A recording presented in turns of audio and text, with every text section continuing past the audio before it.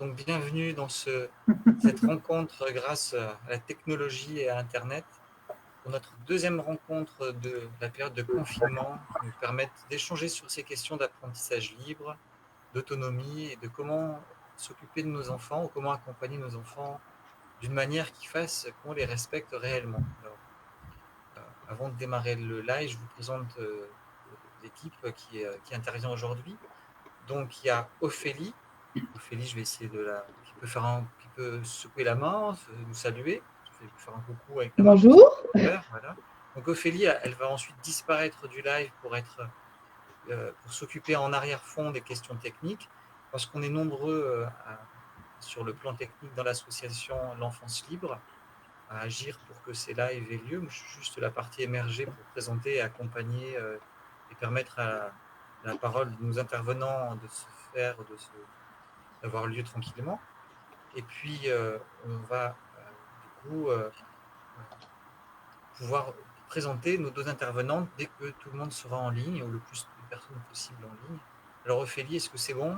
Tout le monde est-ce que le lien est établi? Non, le temps que ça se rebascule, il faut encore attendre, je pense, 1 minute. Là, il y a 3-4 personnes en live, ça commence à monter. Alors, bienvenue à ceux qui arrivent en cours de route. Alors, je peux même mettre des commentaires. Comme ça. Voilà. Moi, je vois pas les commentaires, je suis triste. Je viens de le mettre, là, tu les vois pas? Voilà. Ah oui. Et puis, si vous êtes arrivé, mais moi, je peux rien poster par contre. Si vous êtes arrivé, vous pouvez taper quelque chose pour nous dire d'être. Voilà. On peut mettre des petits mots, nous faire signe, et vous pouvez poser des questions au fur et à mesure, des questions que je reprendrai au fur et à mesure.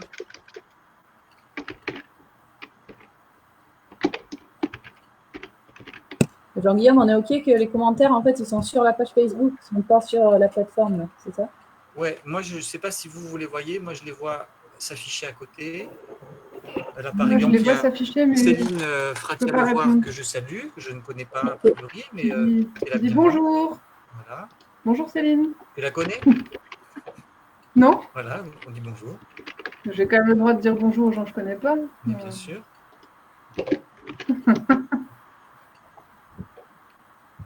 Est-ce que c'est bon, alors, Ophélie, pour l'aspect technique? C'est en cours. C'est en cours.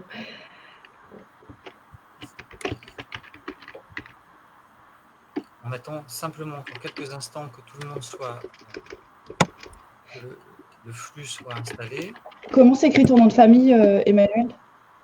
Alors, Philippe, P-H-I-L-I-P. Ok, c'est bon. Quelques minutes de silence et on va pouvoir démarrer. Ok, ça a été partagé sur l'autre page et il faut que j'arrive à le partager sur. Alors du coup, on peut démarrer? Ouais, moi je suis juste ennuyée parce pour que l'instant, il y a... Pardon, tu vois pas les commentaires? Non, je vois host chat. Et il faut aller sur l'autre public chat. Ouais, et dans public chat, en fait, j'ai rien. Ah. T'as pas, genre, serait-il possible de reprendre la question? Que se passe-t-il lorsque le parent n'aime pas jouer? Là, je le vois dans la vidéo, mais je ne le vois pas sur le photo. Bon, bah, tu ne seras pas embêté par les questions. Ouais, mais c'est intéressant de pouvoir les voir. Ah bah oui, je sais bien. On testera, c'est bizarre que tu ne l'aies pas. Alors, je propose qu'on commence. Ophélie, c'est... Ah oui. Et puis, si vous êtes arrivé... Tu peux m'enlever du chat, s'il te plaît? Voilà, c'est bon pour Ophélie. Alors, merci Ophélie des aspects techniques. Tu restes en arrière. Voilà, hop. Ah bah oui, voilà. Je sais bien. Alors, par contre, Ophélie, pour moi, j'ai besoin que tu coupes le son de ta... Alors, je propose qu'on appareil, commence. Sinon, j'ai l'écho.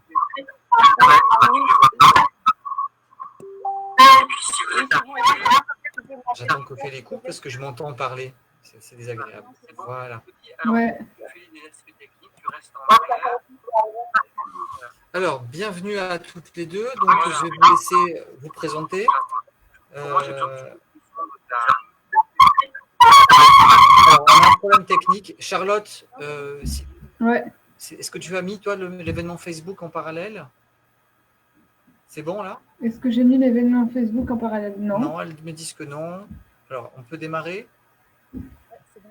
Non, là, ça Là, va c'est mieux, là. parfait. Alors, Là, j'entends mieux. super. Ouais. On peut, les aspects techniques étant réglés, on peut commencer cette rencontre. Donc, on est toujours avec, au sein de l'école, ou de l'association de l'enfance libre.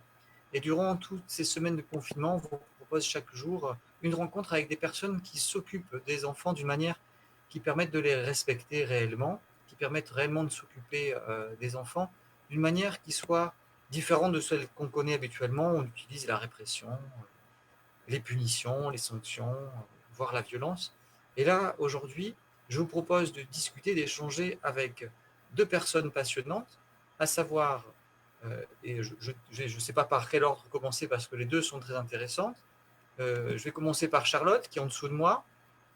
Charlotte Darteil, qui est animatrice, entre autres, de Journal Alsace et comédienne. Et puis ensuite, je laisserai la parole à Manuel Philippe, qui est sur votre écran, sur la droite, et qui peut faire un signe de la main, comme ça vous êtes identifié. Voilà, Charlotte d'un côté, Emmanuel de l'autre. Voilà. Charlotte, si tu veux bien commencer par te présenter. Oui, ben, je m'appelle Charlotte, j'ai 35 ans, j'ai 2 enfants, une fille de 7 ans et un petit garçon qui a 8 mois. Et voilà, j'ai grandi en Seine-Saint-Denis, j'ai fait toutes mes études pour devenir prof, mais je suis rapidement partie de... J'ai démissionné en fait la première année parce que tout ce qui me concernait la pédagogie et la liberté des enfants n'était pas pour moi abordé dans l'institut, le grand institut des formations des maîtres. Et j'ai passé une licence en sciences de l'éducation.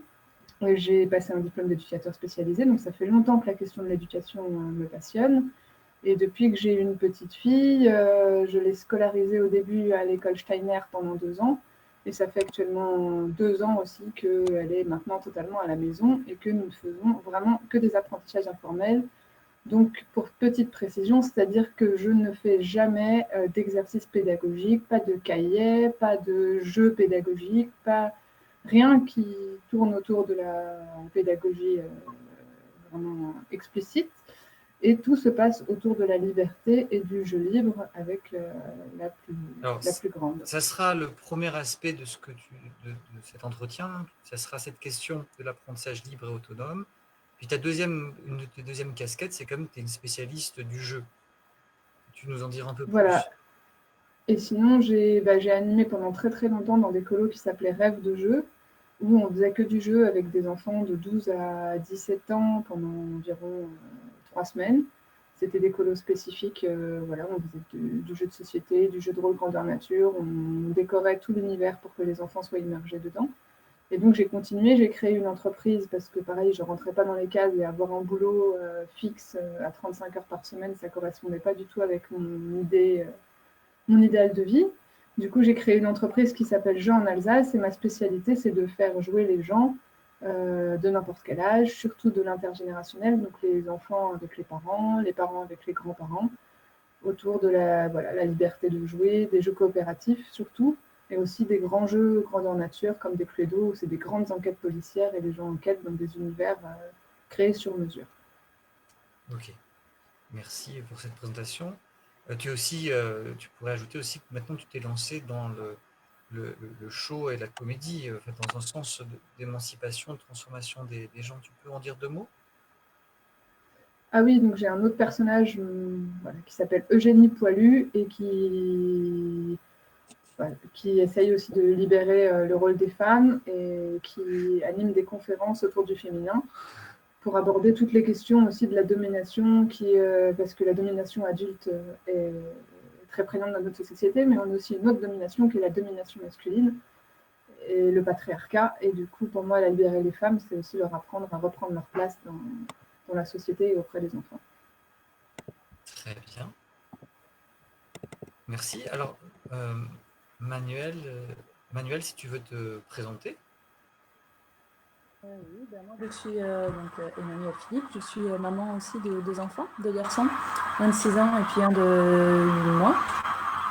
2 enfants qui ne sont pas scolarisés. Et je précise que même mon petit garçon de 8 mois, je considère qu'il n'est pas scolarisé parce que pour moi, la non-scolarisation, il ne s'agit pas juste de ne pas mettre les enfants à l'école, c'est plus, je dirais que c'est plus une philosophie un peu plus globale qui est que de laisser l'enfant en fait, libre d'apprendre. Et en fait, ça se fait dès les premiers instants de vie. Donc, je considère que mon petit, le dernier, est aussi pas scolarisé. À la base, en termes de métier, moi j'étais kiné. J'ai exercé pendant 7 ans et puis en 2013, j'ai passé un master en sciences de l'éducation. Et en parallèle de tout ça, on était assez engagés dans des réseaux militants autour de la démocratie, le revenu de base, l'écologie, etc., etc. Et petit à petit, je comprenais les raisons pour lesquelles mes patients étaient malades, c'est-à-dire l'alimentation, le stress au travail, etc., etc. Et ça faisait plus sens pour moi de travailler en tant que kiné. J'avais envie d'aller à la base des problématiques. Et donc, avec mon conjoint en 2015, on a décidé d'arrêter nos boulots. Et on s'est posé la question de qu'est-ce qui était essentiel pour nous.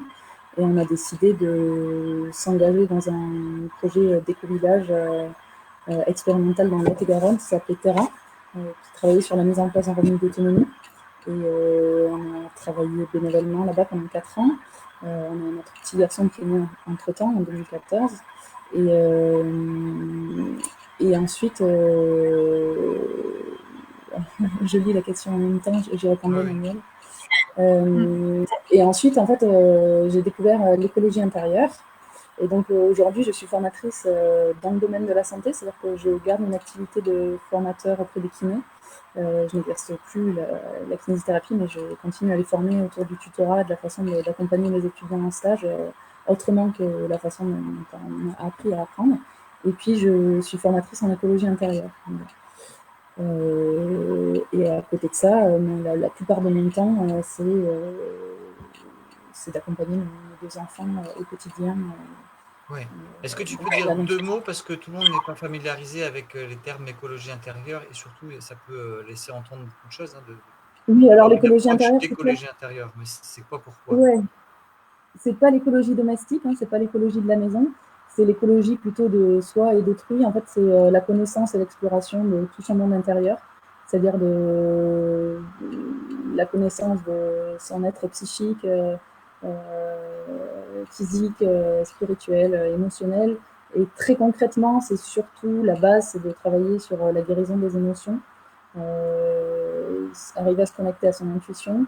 Et ensuite, de là découle tout un tas de choses comme savoir communiquer de façon authentique et spontanée, se poser la question des événements qui nous arrivent, en quoi on en est responsable, comprendre quel est notre chemin de vie, ce pourquoi je suis là. C'est aussi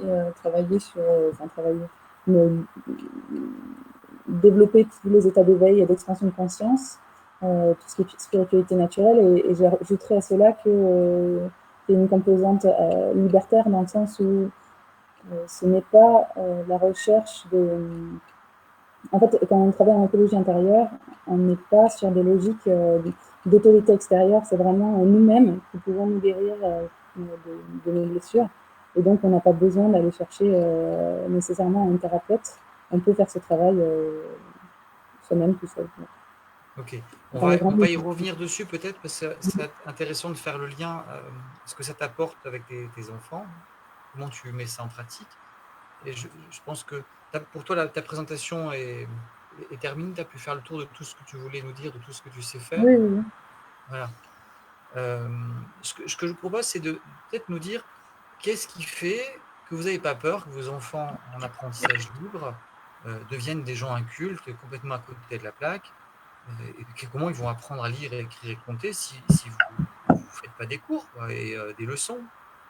Hein, parce que c'est vraiment dangereux ce que vous faites. Est-ce que vous n'avez pas entendu ce genre de remarques autour de vous? Et comment vous faites? Qui veut répondre en premier? Tu commences, Manu, ou je commence? Ouais. Vas-y.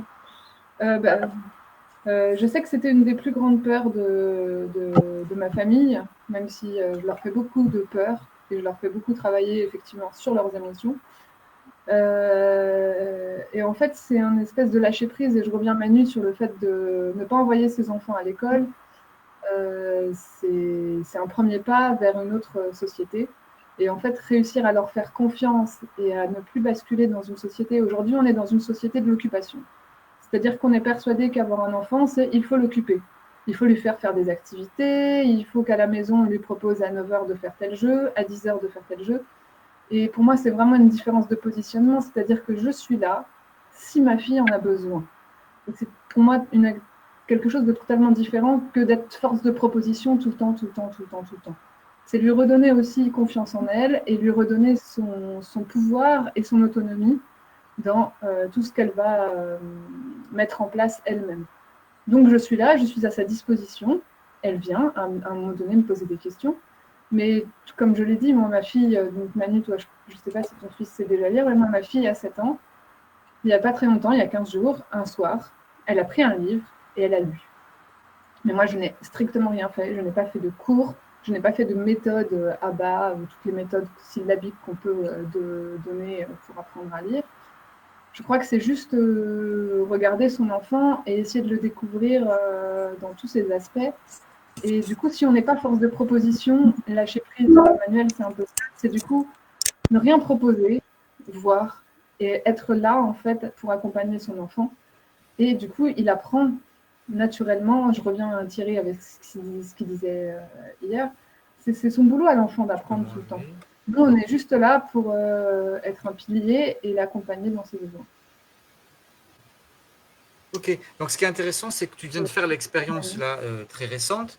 Je vais bouger ma caméra parce que j'ai changé la mise en place.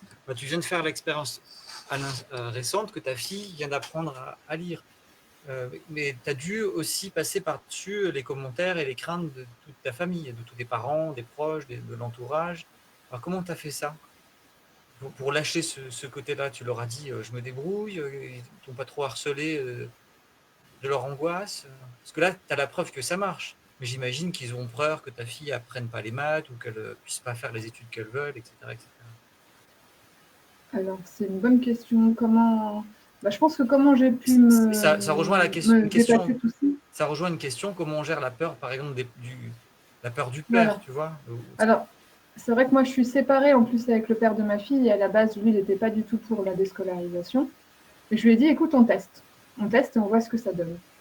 Et quand on a vu que Zoé apprenait et qu'elle était fière de tout ça et que tout se passait très bien, comment j'ai géré la peur de... Je pense qu'au bout d'un moment donné, comme dit Manuel, si on n'est pas accompagné émotionnellement et que si on n'arrive pas à prendre de la distance et à se rendre compte qu'on a été formaté avec l'idée qu'il y a un seul lieu dans lequel on peut apprendre, c'est l'école et les diplômes, il faut d'abord réussir à dépasser toutes ces émotions et toutes ces peurs avec un bon accompagnement pour se dire, bah non, en fait, mon enfant, il va réussir plein de choses. Et même s'il n'a pas de diplôme, c'est pas grave. C'est pas ça, en fait, pour moi, le plus important. Le plus important, c'est de le voir s'épanouir, de le voir grandir et de voir vers quoi il est attiré chaque jour et de l'accompagner et de le lâcher prise comme ça. Et d'ailleurs, j'ai un prof, la dernière fois qui est venu, j'ai un couple d'amis, ils sont professeurs tous les deux, et il n'en revenait pas de savoir que Zoé savait lire, en fait. Pour lui, ça remettait tout en question, tout son paradigme de je suis professeur, moi. Si je suis professeur, c'est un métier d'être enseignant. Et en fait, oui, c'est bien. Je pense que ça peut être un métier dans certaines manières, mais est-ce qu'on en a vraiment besoin? Est-ce qu'on a vraiment besoin d'animateurs? Est-ce qu'on n'a pas juste besoin de gens qui sont là, à côté, pour accompagner nos enfants et de faire même plus d'éducation? Ok, super. Donc, je me tourne de l'autre côté, mais je ne sais pas si ça se voit quand je me tourne. Hop, voilà. Et c'est un peu compliqué, c'est inversé. Emmanuel, tu veux répondre à cette question de la peur, des angoisses et de cette nouvelle façon d'aborder et d'accompagner ses enfants? Oui, alors est-ce que déjà vous m'entendez maintenant? Tu peux rapprocher peut-être le micro un peu plus, on t'entendra mieux. Ok. Voilà. Ah là, c'est beaucoup mieux. Oui. Ah oui, là, on t'entend mieux. Ouais. Ok. Alors moi, il y a deux choses, ça me fait rire parce que le jour où on est rentré dans le confinement, on faisait des semis, j'allais faire des semis de tomates au jardin, et puis j'avais mon fils dans la brouette parce qu'il avait un rhume de hanche, et puis il a pris les semis, et puis on était en train de faire autre chose, et puis d'un coup je l'entends dire tomate, et je me retourne, je dis, tu sais lire? Et en fait, il venait de lire. Il a quel âge? Il a 5, il va avoir 6 ans là dans dans 3 semaines.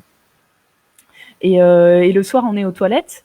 Et puis, aux toilettes, on a une carte de monde, une carte map monde. Et puis, il lit Chine, Australie, Suède, Cuba. Et du coup, je me suis dit, ça y est, il commence à déchiffrer. Mais pourquoi maintenant comment ça se fait on ne sait pas concrètement qu'est-ce qui se passe dans le cerveau des enfants. Comment ça se fait qu'ils se mettent à marcher. Tu n'as pas utilisé de méthode non, de comme Charlotte, lecture, comme Charlotte, je suis en unschooling. Je fais les apprentissages autonomes et autogérés par l'enfant, c'est-à-dire que nos journées sont ponctuées particulièrement par des jeux et des activités, et c'est l'occasion des fois d'aborder certains éléments. Quand ils posent des questions sur la guerre, on fait de l'histoire. Quand on fait un gâteau ou des crêpes, on fait des maths. Mais c'est pas formalisé, et on n'est pas dans l'intention de faire ce genre de choses. Et après, sur la question de ça pose je des reprends peurs. une question. Oui, Alors juste une parenthèse. Tout le monde pourrait faire ça, ou est-ce qu'il faut avoir fait des études, parce que vous avez quand même des livres à la maison, vous avez fait des longues études toutes les deux. Si on n'a pas fait d'études et qu'on n'a pas de livres à la maison, est-ce que ça va jouer? Tu vois, si personne ne lit à la maison, est-ce que ça n'a pas un impact quand même, l'ambiance dans laquelle l'enfant grandit? Charlotte, tu veux répondre ou je réponds?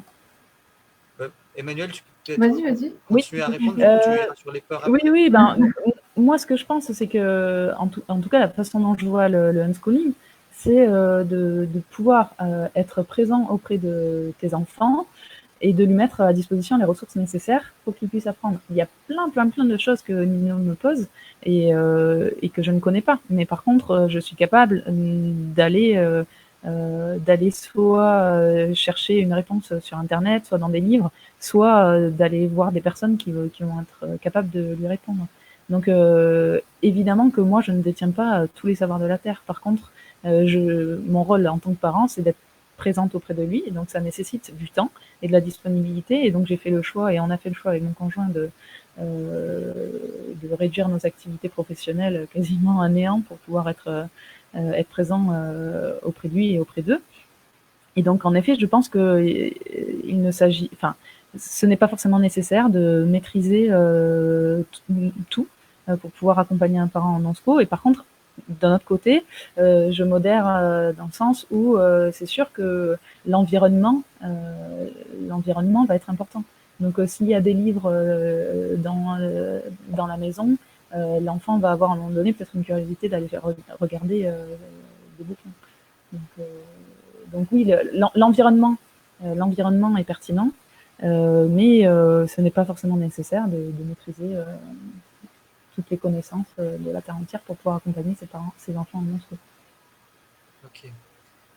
Alors, peut-être tu peux poursuivre sur la question les questions qui étaient avant, sur les questions de la peur, le lâcher-prise. Oui.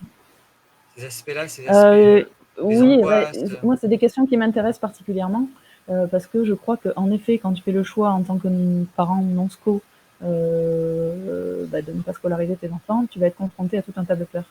De peur, de colère, de tristesse, de doute. Et donc, à un moment donné, si tu fais pas un travail sur toi, c'est sûr que ça va... les émotions peuvent polluer un peu ta vie. Et moi, personnellement, je sais par mes lectures que les apprentissages autonomes et autogérés, ça marche, parce que j'ai étudié les sciences de l'éducation et que j'ai lu des bouquins là-dedans, et que autour de moi, je connais pas mal de familles non-sco et que je vais à des rencontres de familles non-sco. Donc, je sais que ça marche, et donc je n'ai pas de doute là-dessus. Voilà. Et si jamais j'ai des peurs, je sais comment les travailler. Donc ça répond un peu à cette question, c'est que tu savais que ça pouvait marcher. Et la deuxième, c'est que tu sais t'occuper de tes propres peurs. Tu t'es rassuré en lisant, oui, en rencontrant des gens qui ont fait ça. Et ensuite, tu t'occupes de ta peur. Tu ne la laisses pas te guider au sens où elle t'empêcherait de faire l'action qui te paraît juste. Oui. Alors, la question d'Emmanuel en plus, est-ce que c'est important d'avoir vu un modèle? Moi, au départ, j'ai vu le film de Carabellard, Être et devenir, où on voit en fait plusieurs témoignages de familles non-sco. Et donc au début, je me suis plongée là-dedans, mais j'avais que ces références-là. Et puis petit à petit, c'est en allant dans des rencontres non-sco, puis avec des amis qui avaient aussi des enfants non scolarisés, que je me suis renseignée, j'ai acheté des bouquins. Alors, bonjour, mon ancien enfant. Alors, il y a Mais pas de curiosité. Isabelle Data qui demande, on va peut-être rentrer dans des aspects plus précis. Il y a plusieurs choses qui sont à aller voir. C'est donc cet aspect peut-être technique d'abord de s'occuper de ses peurs, de réfléchir à ce que c'est que faire du homeschooling ou de l'apprentissage autonome et de voir que ça marche. Parce que ça ne va pas de soi dans notre société, puisqu'on nous a toujours répété que c'était par l'école qu'on apprenait. Alors voilà, qu'est-ce qui se passe? Est-ce que vous rencontrez ça avec des enfants qui sont comme peut-être la fille d'Isabelle? Je pense qu'elle fait référence j'imagine, hein, à son enfant ou à d'autres enfants. Moi, je veux bien répondre à cette question parce que je l'avais étudiée en sciences de l'éducation. Il y a une étude qui avait été faite sur des enfants qui ont 4 ans, donc après une année, ils avaient pris en fait un groupe témoin, un groupe en fait d'enfants qui ne vont pas à l'école et un groupe d'enfants qui sont scolarisés. Et déjà au bout d'une année, la créativité des enfants chute drastiquement juste au bout d'une année d'école. Et plus on augmente en année scolarisée, et plus notre capacité à savoir créer et à avoir de l'imaginaire chute.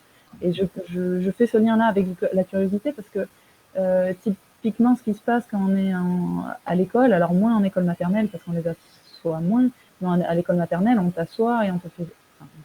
pas systématiquement, mais on te fait suivre un programme. C'est pas l'enfant en fait qui est acteur. Et moi, c'est une des raisons qui m'a amenée à aller vers l'unschooling. C'est quand je me suis rendu compte de la façon dont on construit les référentiels métiers ou de formation, c'est-à-dire en fonction de ce qu'on veut faire des apprenants, on va pas du tout utiliser les mêmes théories. C'est-à-dire que si par exemple on veut faire qu'un apprenant à son niveau de sortie, ce soit un agent ou un technicien, ou alors que ce soit quelqu'un qui va être prescripteur-auteur, on ne va pas du tout utiliser les mêmes théories. Par exemple, si on veut que l'apprenant à la fin soit un agent ou un technicien, on va mettre en place des théories passives, behavioristes et des modèles d'évaluation de contrôle. Peut-être qu'il faut expliquer ce que oui, c'est. Le behaviorisme, c'est vous connaissez tous l'étude de Pavlov. Pavlov, c'est un docteur américain qui s'intéressait aux glandes salivaires et du coup, il voulait regarder ce qui se passait quand il agitait la cloche pour faire manger son chien et il s'est rendu compte qu'en fait, il suffisait d'agiter la cloche et le chien salivait. En fait, c'est l'idée de renforcement positif et négatif. Et donc, c'est le système éducatif français. Oui, vas-y. C'est-à-dire qu'on va conditionner les enfants à avoir les comportements d'obéissance à un ordre, en quelque sorte. On veut des gens qui soient obéissants. En fait, en fonction de ce qu'on veut faire de l'enfant, on va renforcer son comportement par une punition ou au contraire par une récompense. Pour moi, punition et récompense, c'est la même chose. Ce sont des renforcements, l'un positif, l'autre négatif. Donc si je reviens sur la question d'Isabelle Data, son enfant n'a pas de curiosité, ou un enfant perd sa curiosité parce qu'on a déjà renforcé des aspects de son fonctionnement psychique qui le poussent à être obéissant et docile et qui perd du coup la capacité à décider de ce qu'il veut pour lui-même. Est-ce que c'est à peu près ça? Ouais, voilà, c'est ça.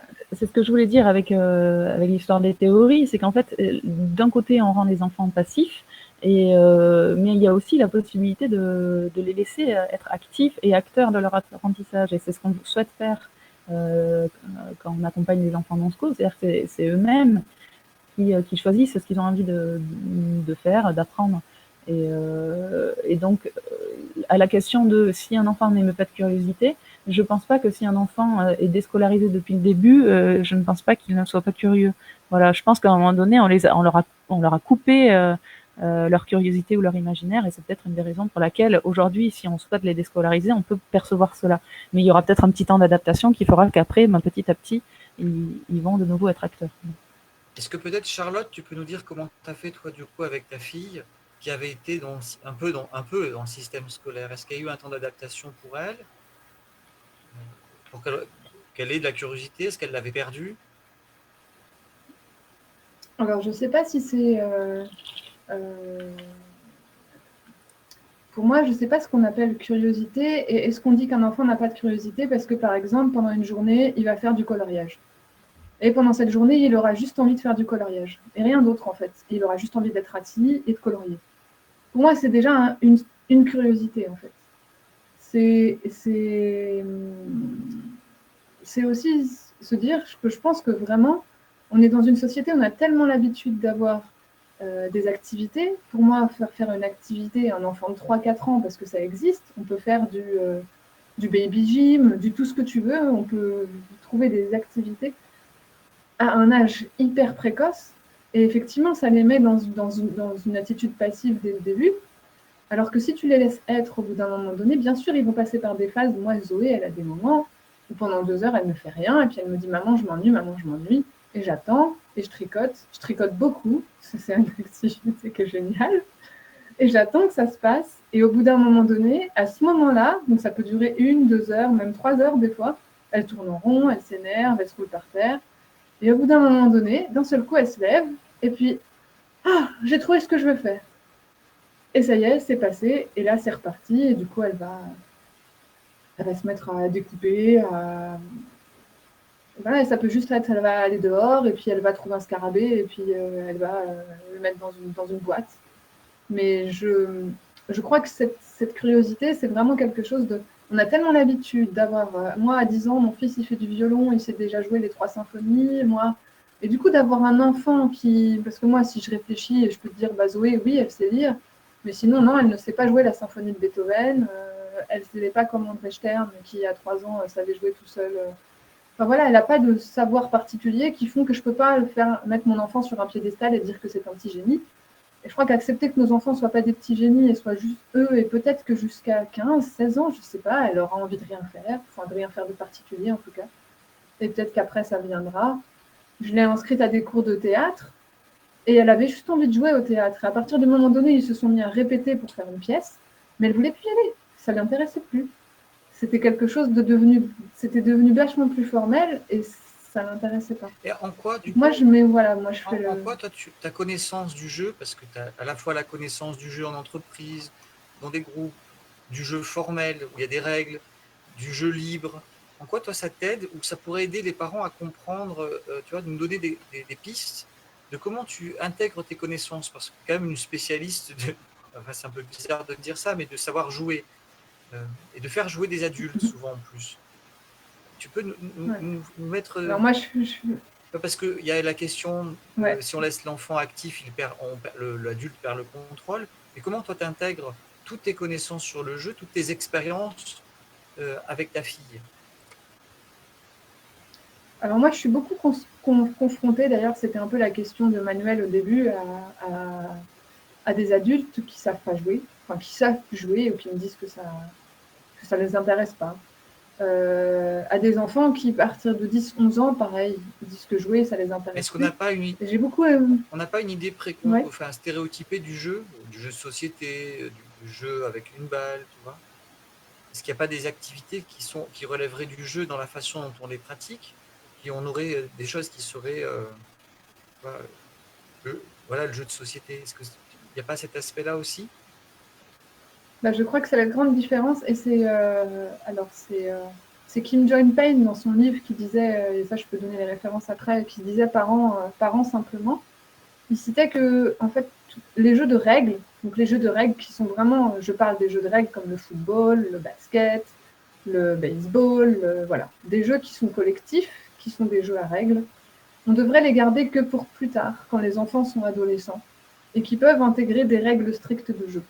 Et avant, il faut leur laisser la capacité de créer, même quand ils jouent ensemble, des jeux sans règles.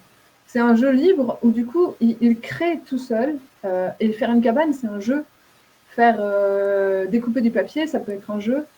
Tout est un jeu à partir du moment donné où on le fait sans objectif précis de réussir quelque chose, d'avoir cette activité sans objectif fini en fait. Juste de passer un bon temps ensemble. Et au Danemark, c'est pareil, dans leurs écoles, ils ont ce qu'ils appellent des brigades du jeu. C'est des brigades du jeu faites par les plus grands qui vont essayer de remettre un peu d'énergie ou de jeu libre chez les petits Quand ils voient qu'au bout d'un moment donné, tout le monde se met trop à jouer au foot à la récréation, ils interviennent et ils remettent à ce moment-là des jeux libres. Et des jeux libres, c'est aussi des jeux où les enfants, ils vont, tout à l'heure on avait la question sur les émotions, effectivement les enfants sont traversés en une journée par des émotions diverses et variées, et ils les vivent à 100%, alors que nous, adultes, on les contrôle plutôt. C'est aussi ce qui nous empêche de jouer. Mais en tout cas, à travers le jeu, ils expérimentent aussi toutes ces émotions. Quand ils sont frustrés, quand on ne les écoute pas, quand à un moment donné, il y a quelqu'un qui décide et pas l'autre. Et donc, tous ces jeux, ça va leur permettre aussi d'avoir la base et la confiance en eux pour être adultes plus tard et savoir dire non, savoir dire ça ne me plaît pas, parce que j'ai pu expérimenter. J'ai pu expérimenter des moments de jeu où les adultes n'intervenaient pas. Et c'est ça aussi qui est important. C'est réussir à avoir une posture où je viens s'il y a un problème, mais sinon je suis en retrait et je regarde ce qui se passe et je contemple. Je ne sais pas si j'ai répondu à ta question. Il me semble. Il y a plein de réactions dans les questions, dans les commentaires. Concrètement, comment ça se passe, toi, avec ta fille dans une journée? Comment tu amènes parfois, est-ce que tu joues avec elle? Est-ce que tu fais des activités particulières, tu vois? Comment tu construis ta journée entre... est-ce que tu vois comment ça se passe? Alors nous, on prend toujours un temps le matin, on se lève à heure libre, puisque nous n'avons pas de réveil pour aller à l'école. On prend toujours ce temps le matin d'être ensemble et de partager un temps de petit déjeuner. Et lors de ce temps de petit déjeuner, on se pose la question de « Tiens, qu'est-ce que tu aimerais faire aujourd'hui ?» Et chacun prend la parole, c'est-à-dire que ce n'est pas que l'enfant qui exprime ses besoins, c'est aussi l'adulte. Et chacun va du coup dire, l'adulte, ça peut aussi être moi, voilà, j'ai aussi des choses pratiques où j'ai besoin de 2 heures pour aller faire des choses administratives, par exemple. Et après, j'ai envie d'aller me balader. Et chacun exprime ses envies. Et notre journée, après, va être rythmée par les envies de chacun. On n'a pas forcément de rituel défini, on n'a pas de temps de repas défini avec entrée, plat, dessert, puisque la nourriture est à disposition et mes enfants vont manger quand ils en ont envie.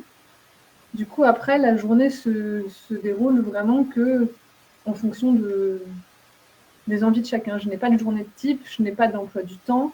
J'ai lu quelque part que ça pouvait être stressant pour des enfants de ne pas avoir un emploi du temps affiché, mais moi, personnellement, ma fille, pour l'instant, ça va très bien. Donc voilà, c'est plutôt du au jour le jour. Et pourtant, toi et Voilà. ton compagnon, vous travaillez et vous avez des activités qui font que vous n'êtes pas inactif. Comme dit Manu, au bout d'un moment donné, c'est un choix de vie. On ne peut pas être absent 40 heures par semaine et faire du homeschooling, c'est pas possible. Alors, il y a plusieurs pour moi, c'est vraiment revoir. Oui, vas-y. Ouais. Donc, c'est revoir nos essentiels. Et moi, je ne voulais pas non plus être la femme à la maison avec les 2 enfants et le papa qui va bosser et qui ramène les sous et qui est là le week-end.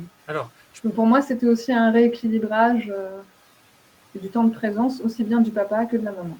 Très bien. Alors, il y a plein de questions qui arrivent, puis c'est un des sujets J'ai du mal à tout lire. Qui touche les parents.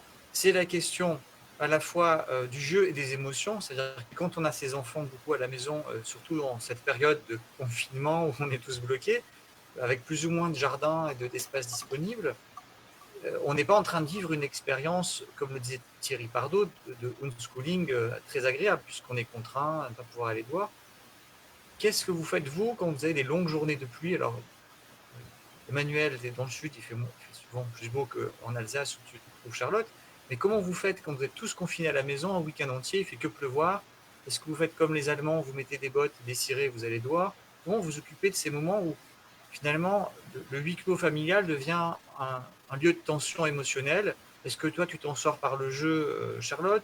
Est-ce que toi, Emmanuel, tu utilises tes savoirs et tes connaissances plutôt psychothérapeutiques? Comment vous faites? Tu commences, Manu? Et puis je vais mettre une autre question qui va aussi, qui est intéressante, sur comment on fait quand, par exemple,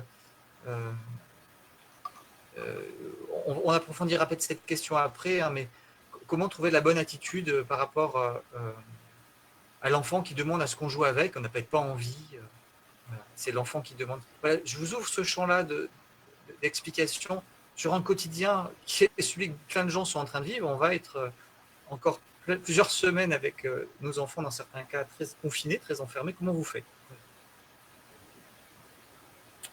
Moi, je veux bien m'exprimer. Après, il y a plusieurs questions. Donc, comment je fais quand je suis confinée? Alors déjà, nous, on n'est pas vraiment confinés, on est à la campagne, on peut sortir, et puis même quand il pleut, on peut toujours mettre un cadeau et sortir. Mais c'est pas parce que je connais la question des émotions et que je connais mon psychisme qu'il n'arrive pas de péter les plombs et que mon fils ne pète pas les plombs. En fait, mon fils peut péter les plombs et je peux aussi Tu péter peux les plombs. remettre le micro un peu plus près? Oui. Ouais. Et voilà, peut-être la seule chose qui change, c'est que je vais être consciente quand je pète les plombs et que donc quand je suis pas capable de le voir en amont, au moment où je vais péter les plombs, je sais que je pète les plombs et je suis capable de désamorcer tout de suite.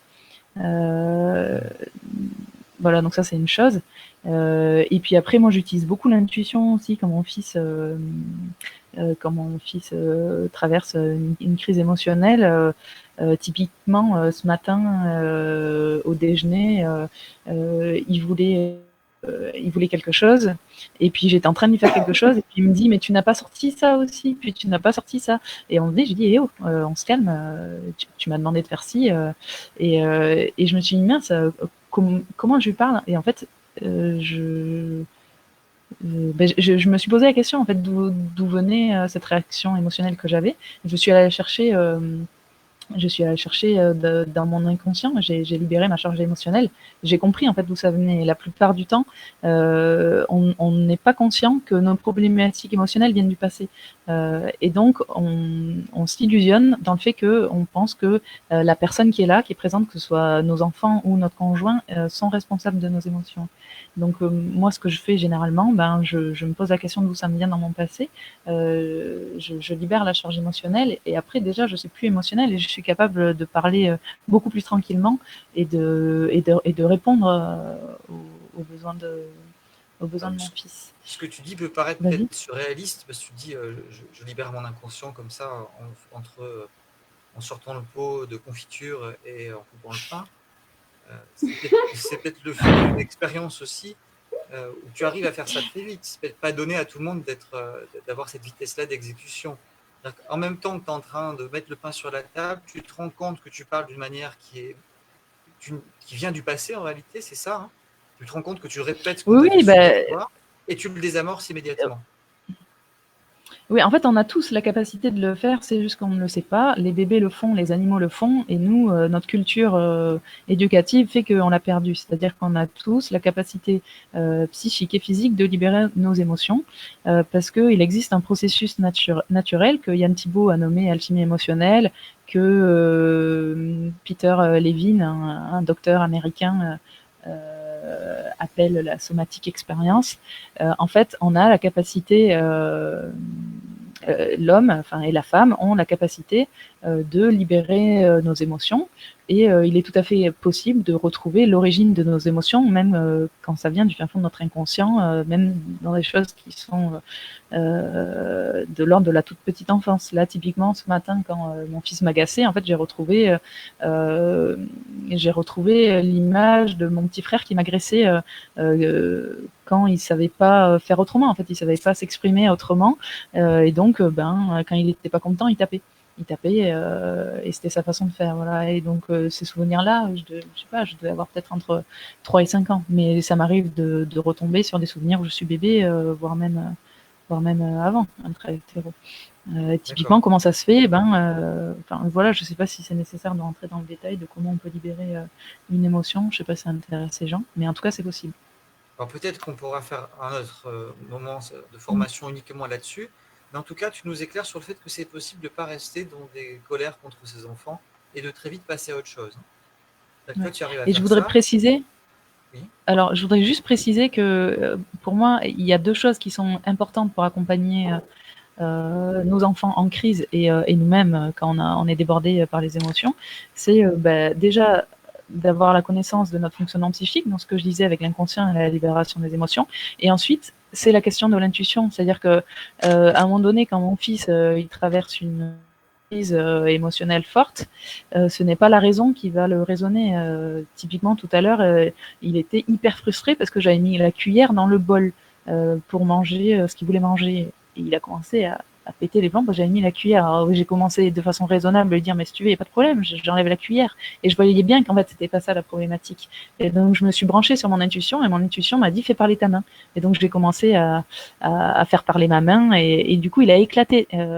Il a éclaté de rire et ça a désamorcé le truc. Alors que la veille, la même problématique émotionnelle n'aurait pas été résorbée comme ça si j'étais restée dans le raisonnable. Donc l'intuition, se connecter à son intuition est hyper importante. Peut-être que du coup, ça répondrait à la question d'une personne qui nous suit, Céline, qui nous dit que la difficulté des émotions de certains enfants est liée à l'hypersensibilité ou au trouble du comportement et de l'attention et de l'hyperactivité. Qu'est-ce que tu en penses? Est-ce que tu as envie de répondre ou pas?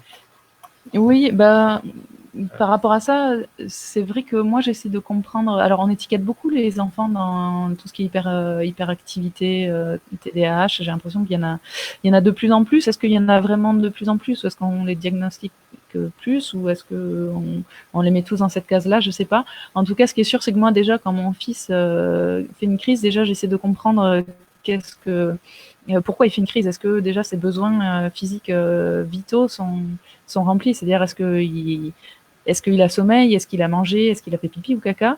Et si bien souvent il y a une de ces trois choses qui ne sont pas remplies.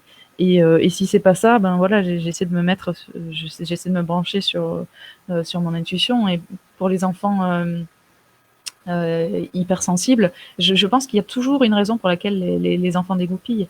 Et c'est à nous en fait d'aller essayer de comprendre et de chercher. Et souvent, ils dégoupillent parce que je pense que on n'a pas forcément été à leur écoute, ou alors ils ont compris nos techniques de manipulation qui voulions les amener quelque part là où ils ne voulaient pas nécessairement aller, ou qu'on a fait quelque chose alors qu'ils ne nous avaient pas demandé de le faire. Voilà. Après, je maîtrise mal la question des TDAH. Très bien. Ok. Alors peut-être qu'on peut la garder pour approfondir le sujet dans une autre rencontre. Charlotte, à toi, si tu veux aller sur cette question des émotions ou de ces aspects-là, de ces journées de confinement où il fait gris, où tout le monde s'énerve, on supporte plus ses enfants, on a envie de les jeter par la fenêtre, ton compagnon en a ras-le-bol aussi, toi aussi, comment vous faites quand c'est sûr. Ta fille s'énerve aussi, je sais pas, tu vois, tous ces trucs que tout le monde connaît à un moment ou à un autre. C'est sûr que oui, on est confronté quand on passe quotidiennement plein de temps les uns avec les autres à avoir des moments où ça va pas, où il y a des moments de crise, c'est sûr. Bien sûr, j'utilise aussi les mêmes outils un peu que Manu, ce qui me permet de rester plus calme. Mais c'est vrai que du coup, nous, on a quand même beaucoup de temps où je vais complètement déconnecter et où je vais me dire, c'est pas grave, ce qui est important, c'est de passer du temps avec mon enfant. Donc, je laisse et j'accepte de laisser sans frustration tout ce qui pourrait vouloir m'occuper moi en tant que maman. Donc, je voudrais avancer sur mon site internet, je voudrais faire de la couture, enfin, je sais pas, toutes les activités qui, adultes, j'ai envie de les faire pour moi à ce moment-là. Je vais me dire que non, là, ce qui est important, c'est de donner de l'attention totale à mon enfant. Et à ce moment-là, on a plein de jeux qui sont aussi des gros jeux pour eux, pour leur apprendre les émotions. Par exemple, jouer à cache-cache, c'est un super jeu par rapport à la peur d'être caché. Alors, je me cache et en même temps, ils ont peur de ne pas être trouvés. Et en même temps, des fois, ils se cachent à moitié. Et c'est un jeu cache-cache où tu peux jouer quand ils ont 3 ans jusqu'à ce qu'ils aient 16, 17 ans, même adultes. C'est vraiment des jeux qui sont ou le jeu du loup, où ils vont se cacher et puis toi, tu leur fais peur en jouant au gros loup qui va venir les dévorer. C'est un moment où, du coup, les émotions aussi, elles lâchent et après, en général, tout le monde est plus détendu. Et je crois qu'il faut vraiment s'autoriser à un moment donné à jouer alors, c'est un peu le mot clé, en pleine conscience. J'ai du mal un peu avec ce mot en pleine conscience, mais je crois que c'est vraiment cet instant de connexion, comme disait Manu, ou se reconnecter à son intuition. C'est un peu des moments où tu vas te reconnecter à ton enfant et juste laisser être ce qui va être. Et si à un moment donné, il veut que tu fasses le mouton, c'est accepter de faire le mouton sans avoir peur d'être ridicule, parce que c'est des beaux moments. Et c'est des beaux moments de partage qui se perdent, je trouve, parce qu'effectivement, On a l'invasion aussi du numérique, on a l'invasion des tablettes, on a l'invasion... Et les enfants apprennent par imitation. Tu posais la question de la lecture, effectivement, si tu vois les parents sur des tablettes toute la journée, l'enfant ne va pas avoir peut-être envie d'ouvrir un livre parce qu'il n'a jamais vu de livre de sa vie. Mais il suffit d'un livre et d'une histoire racontée pour que la connexion se passe. Il suffit d'une corde pour faire des jeux. Moi, je suis aussi une adepte du simplifions-nous la vie et ayons le moins de jouets possible. D'ailleurs, j'ai quasiment pas de jouets à la maison, j'ai que des outils pour jouer, ce qui n'est pas pareil pour moi. J'ai des cordes, j'ai des marrons, j'ai des pommes de pin, j'ai du bois, mais j'ai pas vraiment de château fort, de Playmobil. Je laisse vraiment une grande partie au jeu libre. Alors, pour justement que cette créativité... Je dois dire que quand on fait un atelier avec toi en tant qu'adulte, c'est assez surprenant, parce que moi, par exemple, je l'ai fait, et j'ai découvert qu'on peut faire des jeux. Alors, par exemple, on joue au loup avec des enfants, et en cours de route, tu nous apprends à changer les règles. Et tu nous apprends que finalement, dans beaucoup de cas, ce qu'on appelle tricher, c'est que juste on adapte la règle et on la change. Et tu donnes une liberté qui est assez passionnante. C'est-à-dire qu'on peut inventer des jeux au fur et à mesure. En fait, moi, j'estime qu'à un moment donné, s'il y a quelqu'un qui ne s'amuse plus, c'est qu'on n'est plus vraiment dans le jeu. Et donc, du coup, moi, je ne m'amuse plus. Est-ce qu'on pourrait jouer comme ça? J'estime pas que tricher, c'est être mauvais joueur. C'est vraiment qu'à un moment donné, j'essaye de trouver du plaisir autrement. Et si à un moment donné, je vois que ma fille triche, je vais aussi essayer de tricher aussi. Et puis à un moment donné, si vraiment ça ne me convient plus, je vais lui dire « Oh non, là, j'ai plus envie de jouer parce que les règles, elles me plaisent plus. Est-ce qu'on pourrait plutôt jouer comme ça ?» Et les enfants, en fait, sont des... Alors moi, j'habite dans un endroit où il y a plusieurs voisins en même temps. Donc, ils sont souvent 8 ou 9 enfants à jouer en même temps. Ils se rejoignent dehors, même malgré le confinement. Mais c'est un jardin partagé. Tu ne devrais pas le dire, sinon la gendarmerie va débarquer chez toi. C'est un jardin partagé. Donc voilà. Et du coup, ils changent souvent les règles entre eux, puisqu'ils n'aiment pas quand il y en a un qui ne veut plus jouer. Donc, ils adaptent les règles au fur et à mesure. Et je crois que c'est super important aussi, quand on se met à jouer, de faire effectivement ce que son enfant veut. Et je reviens à la question de si le parent n'a pas envie de jouer. Moi, je pense que vraiment, tout au fond de nous, on a tous envie de jouer. Je pense que si on n'arrive plus à se connecter à ça et à cette joie de partager un moment, c'est parce qu'émotionnellement, on nous a trop privés quand on était petit de cette liberté et de ces moments créatifs. Et je pense que c'est intéressant dans ces cas-là, si je n'ai pas envie de jouer, vraiment de voir si je ne suis pas, comme je dis, partagée entre mes moments où j'ai plutôt envie de faire ça, ou d'autres choses qu'adulte. Et sinon, si vraiment j'arrive pas du tout à avoir de plaisir à jouer, c'est vrai que c'est quand même intéressant pour moi d'essayer d'aller voir pourquoi. Est-ce que j'ai peur d'être ridicule? Est-ce que j'ai peur de m'ennuyer? Est-ce que j'ai... Enfin, voilà. Quelles sont les peurs que j'ai derrière, en fait? Parce que quand je dis j'aime pas jouer, pourquoi j'aurais pas envie de jouer, en fait? Qu'est-ce qui me bloque? J'irais plutôt aller voir cette question-là. Très bien. Alors, il y a une autre question qui est, sur laquelle on pourrait revenir. Comment vous faites quand vous trouvez justement la bonne attitude? C'est un peu dans la suite de ce que tu disais, Charlotte. Hein. Comme s'il y avait une inversion des rôles et l'adulte qui serait complètement que au service de l'enfant, qui s'oublierait lui. Tu vois, on pourrait imaginer qu'on inverse. On peut être encore loin de la situation chez les gens qui sont confinés. Mais est-ce que ça peut arriver, ça? Oui, je vous laisse la question. Est-ce que l'une de vous deux veut répondre? Alors, en fait... Oui, c'est une très bonne question parce que moi, je peux le vivre. Ton micro, si tu veux. Ton micro? Oui, pardon. Il y a des phases en fait où Nino nous sollicite tout le temps. Il a besoin qu'on joue tout le temps avec lui. Et puis il y a des moments dans la journée où d'un coup on le voit plus. Il est en train de s'amuser avec des caplas et ça peut durer pendant 2 heures. Et donc comment trouver la position juste à ce moment-là? Moi, la position que je trouve, c'est d'essayer de prendre plaisir moi. C'est-à-dire que d'essayer s'il me propose quelque chose où je sens que je vais pas forcément prendre du plaisir, je lui suggère éventuellement autre chose et si on est OK, ben on fait ça.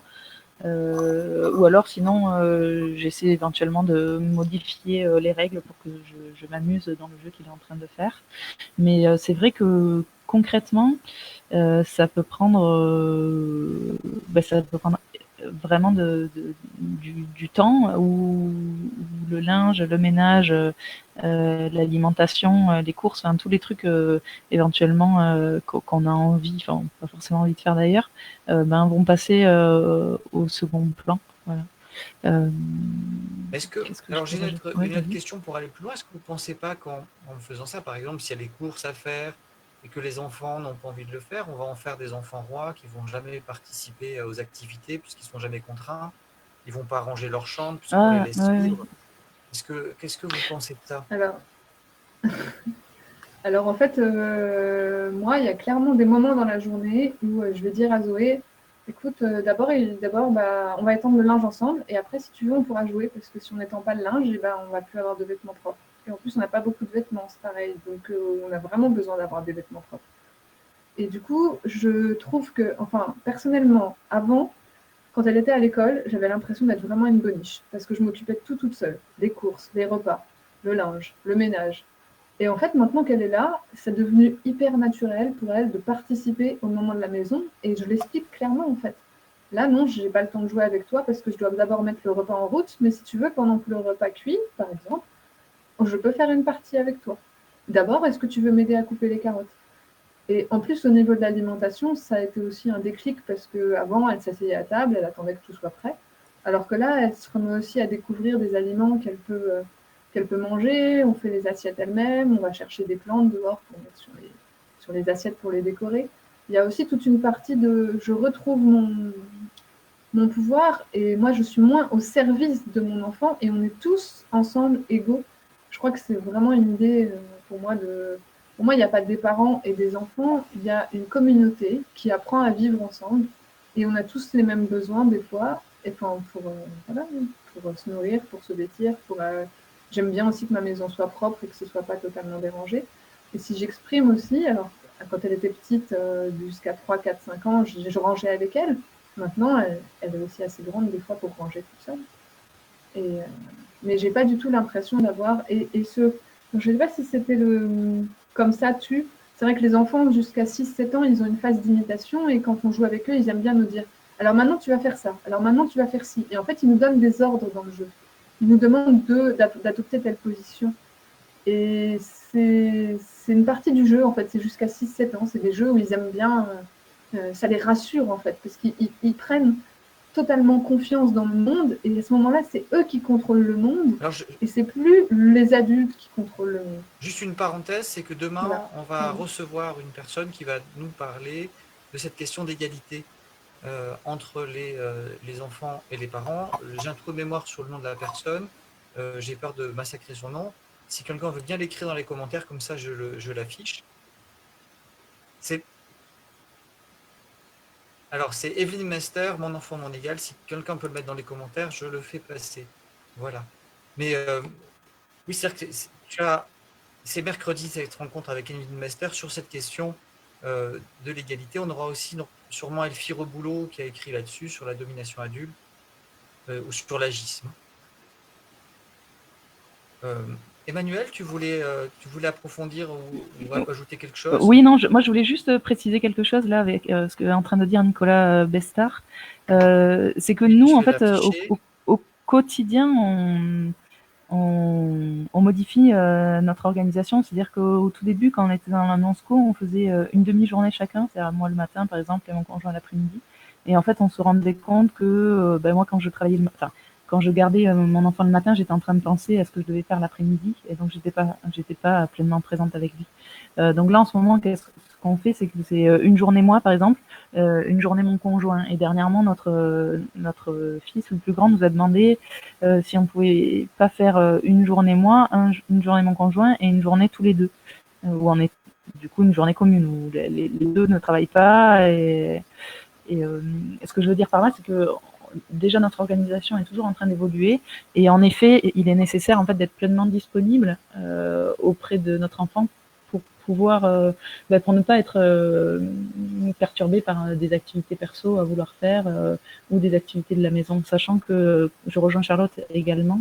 Nino participe aux tâches de la maison et de façon unique.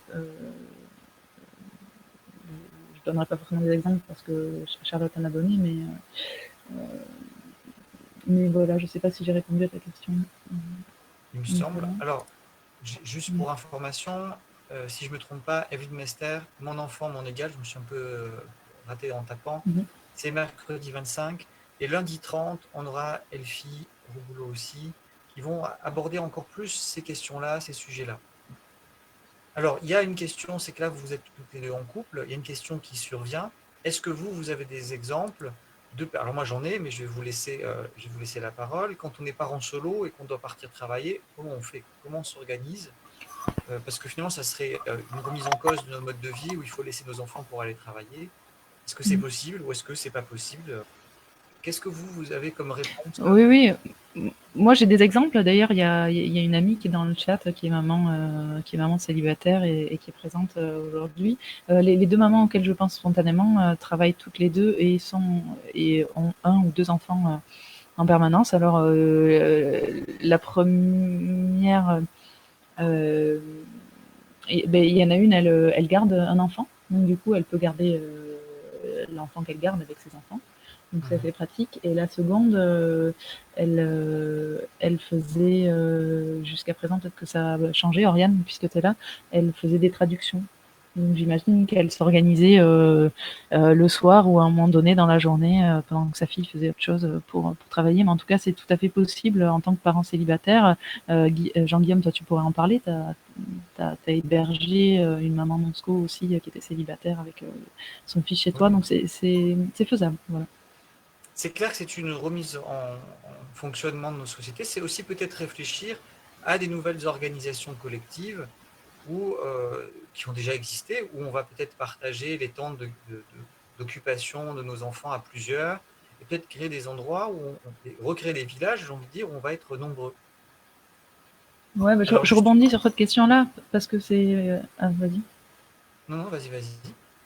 Non, bah oui, nous, c'est une des raisons pour laquelle on s'est arrêté de travailler, c'était pour construire autre chose, et notamment construire un projet collectif. Et on est en train de monter un projet collectif autour des questions de l'écologie intérieure et de l'unschooling. Et on est en train de monter ça notamment avec des voisins. Et c'est sûr que ça change la chose quand on est plusieurs à pouvoir à vivre ensemble, parce que on peut échanger, discuter, et puis surtout éventuellement à un moment donné, Nino il a envie d'aller chez eux pour jouer, il part chez eux jouer, et c'est sûr que nous ça nous permet éventuellement de faire autre chose ou autre, mais je crois vraiment que l'unschooling n'est pas forcément la finalité, mais la finalité est plus de repenser nos relations sociales et vivre en écolieu, par exemple. Donc ça répond un peu à la question d'Isabelle ou aux commentaires d'Oriane, qui a son pseudo, qu'on peut faire autrement. Voilà, je pense que c'était cette dernière question. Est-ce que tu veux ajouter quelque chose, toi, Charlotte, là-dessus, ou vous voulez un mot de conclusion pour finir? Moi, je pense que c'est vraiment possible si on revoit cette notion de solidarité. Je pense que c'est une violence de mettre nos enfants dans les crèches. Je pense que c'est une violence de les scolariser à 3 ans et qu'ils ont plutôt besoin d'un environnement bienveillant et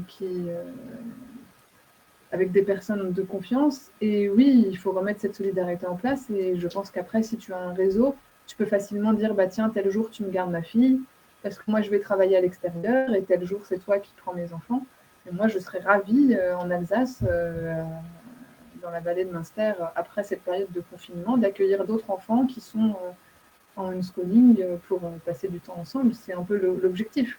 C'est de recréer des endroits où on peut vivre ensemble et se laisser nos enfants en toute confiance et pas passer des diplômes et avoir d'autres endroits où on fait garder nos enfants. Très bien. Je suis très claire. Oui. Il y a une question encore, mais oui. Je pense qu'on y a un peu répondu. Moi, je veux bien conclure avec cette question. Oui, mais je t'en prie, vas-y. Oui, c'est qu'en fait, en tant que quand on veut faire de la non-sco, en fait, le plus important, c'est que les parents se déscolarisent. Et c'est ça le plus difficile, finalement. Pour moi, la grande différence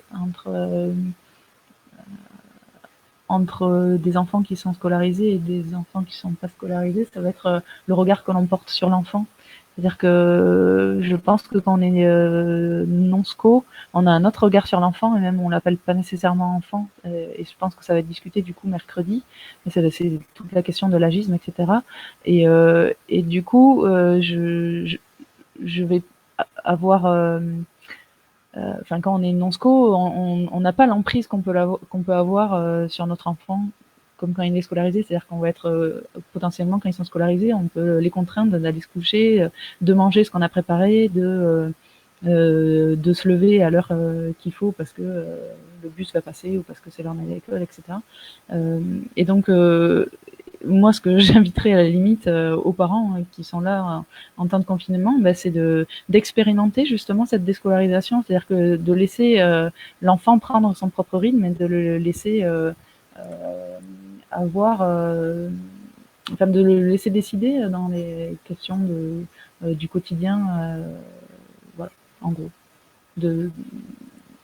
J'invite vraiment les parents à réfléchir à tout leur conditionnement. Voilà.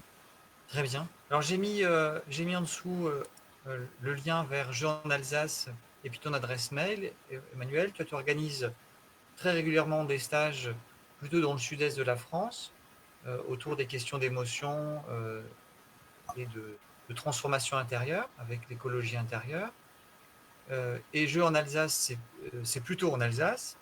C'est l'activité qui t'anime, même si tu as bien lancé un message pour après le confinement, pour créer quelque chose avec des parents qui seraient enthousiastes et intéressés à faire autre chose.